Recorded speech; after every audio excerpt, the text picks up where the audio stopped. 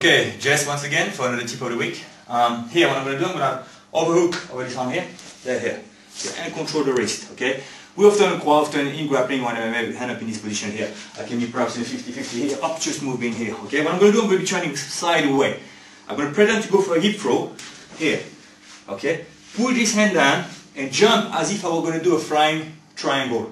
I'm not going to jump too high. What I want is to control this arm here. So, once again, I'm here, I'm going to control here, move on the side, here, what I do is right there, okay? Here obviously my flying triangle is totally messed up because I'm not high enough. When I'm going here with my arm, I'm going to go right over and start working from a guillotine, okay? Seeing this arm is not free, it's very difficult for him to defend it, okay?